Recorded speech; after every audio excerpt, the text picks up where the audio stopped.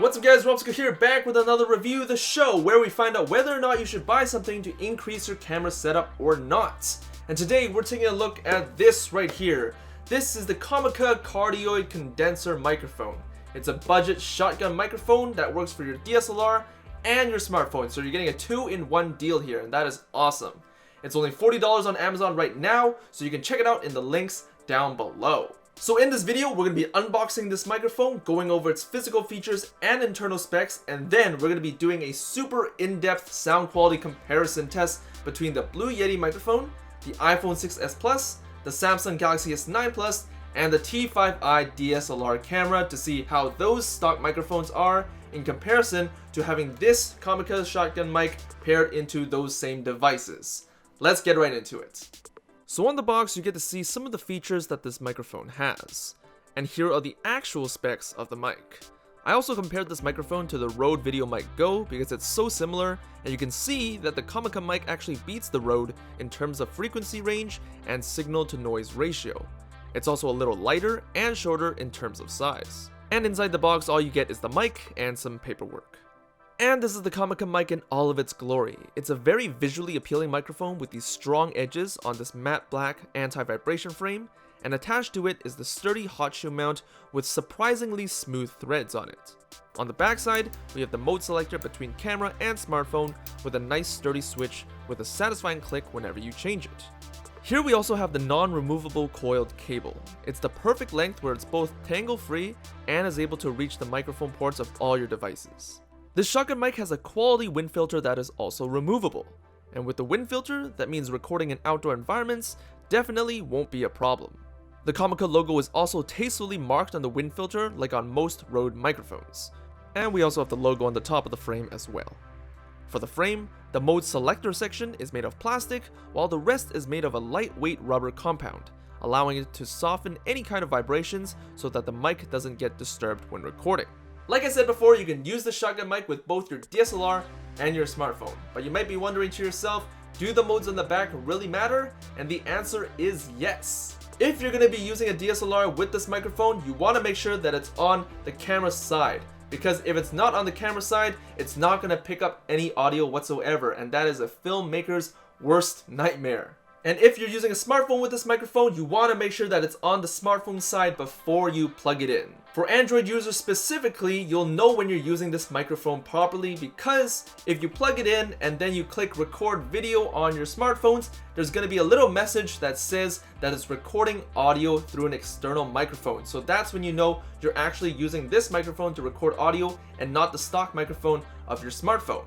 And as for iPhone users, you're gonna have to do a trial run first because there is no message like that. Start a test video, tap on this mic to see whether or not the audio is actually being recorded through the shotgun mic, and after you've confirmed that it's actually being recorded through this Comica shotgun mic, then you can start filming your projects. So the message here is that it is crucial for you guys to select the right mode for your medium. If you're using a smartphone, stick it to the smartphone side. If you're using a DSLR, stick it to the camera side. Worst case scenario, as a smartphone user using this microphone, you'll just end up using your stock microphone to record audio, and that's sort of okay for most people, but having this microphone and still end up using your stock microphone to record audio kind of sucks. And as for DSLR users, it's even worse because if you use the wrong mode for DSLR, it's not going to pick up any audio whatsoever. You're just going to have video with no sound, and that just sucks.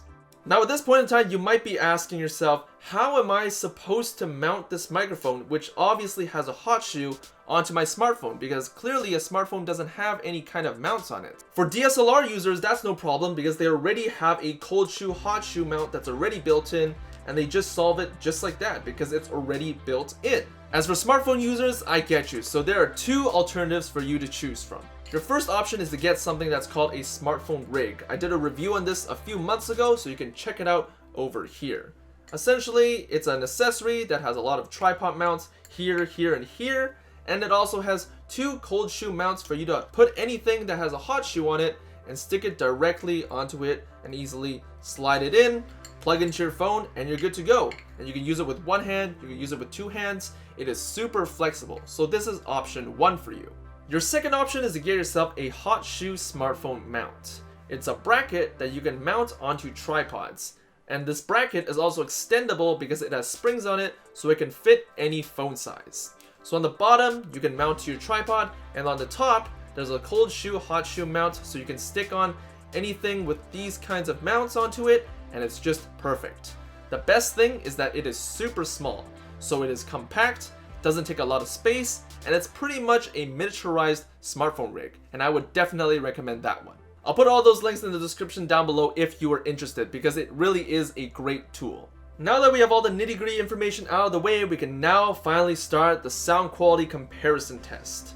And here's how we're going to do things. So right now I'm using the Samsung Galaxy S9 Plus for video and using the Blue Yeti microphone for audio. And I'm going to use the Blue Yeti as the control because there's nothing really better than a Blue Yeti in terms of an indoor recording setup. So I'm going to continue using the S9 Plus for visuals, and I'm going to put the other two devices one by one beside the S9 Plus so that the recording distance is the exact same. I'm also going to be saying the same exact lines for every single sound clip so that there are no discrepancies or confounding variables here. Let's get into it. This is an audio test with the Blue Yeti microphone using the stock microphone for audio recording. In this clip, you can hear the audio quality of the microphone and how much it is able to pick up. This is completely stock without any enhancements at all, unless otherwise stated in the video. This test was done 3 feet away from the microphone. This is an audio test with the iPhone 6s Plus using the stock microphone for audio recording. In this clip, you can hear the audio quality of the microphone and how much it is able to pick up. This is completely stock without any enhancements at all, unless otherwise stated in the video. This test was done 3 feet away from the microphone. This is an audio test with the iPhone 6s Plus using the Comica shotgun mic for audio recording. In this clip, you can hear the audio quality of the microphone and how much it is able to pick up. This is completely stock without any enhancements at all, unless otherwise stated in the video. This test was done 3 feet away from the microphone. This is an audio test with the T5i DSLR camera using the stock microphone for audio recording. In this clip, you can hear the audio quality of the microphone and how much it is able to pick up. This is completely stock without any enhancements at all, unless otherwise stated in the video. This test was done 3 feet away from the microphone. This is an audio test with the T5i DSLR camera using the Comica shotgun mic for audio recording. In this clip, you can hear the audio quality of the microphone and how much it is able to pick up. This is completely stock without any enhancements at all, unless otherwise stated in the video. This test was done 3 feet away from the microphone. This is an audio test with the Samsung Galaxy S9 Plus using the stock microphone for audio recording. In this clip, you can hear the audio quality of the microphone and how much it is able to pick up. This is completely stock without any enhancements at all, unless otherwise stated in the video. This test was done 3 feet away from the microphone. This is an audio test with the Samsung Galaxy S9 Plus using the Comica shotgun mic for audio recording. In this clip, you can hear the audio quality of the microphone and how much it is able to pick up.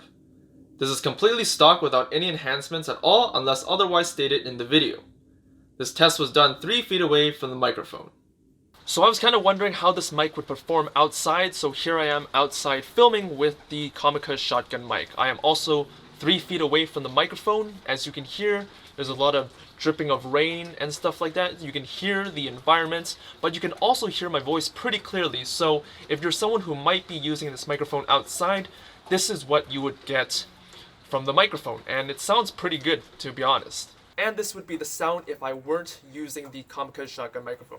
Just to be clear, I'm using the Samsung Galaxy S9 Plus microphone, so that's the source that I'm using to record this footage right here, and also the one that I was using with the Comica shotgun mic.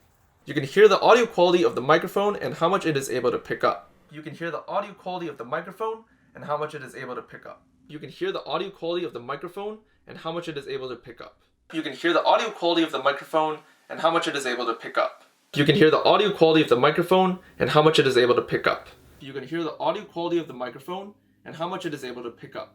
You can hear the audio quality of the microphone and how much it is able to pick up. So guys, after listening to all those sound bites, what did you guys think? I personally thought the biggest boost was definitely the T5i DSLR camera.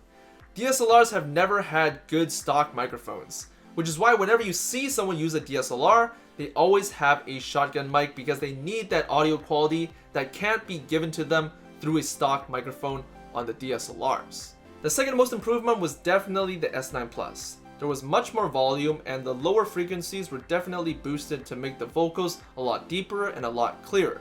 The 6S Plus also had a volume increase, but not by much to make it game-changing. But you did hear that low frequency boost that made the vocals much crisper. One last thing to note is that this microphone is long. It's like 6 inches long, which means you can get closer to your source material, which explains why there was always such a volume increase in every single source that we tested. With your DSLRs and especially your smartphones, with this microphone, you're getting 6 inches closer to your source material, making it louder, and that means in post-production, you can tone down the volume and get even more isolation, and that is just awesome.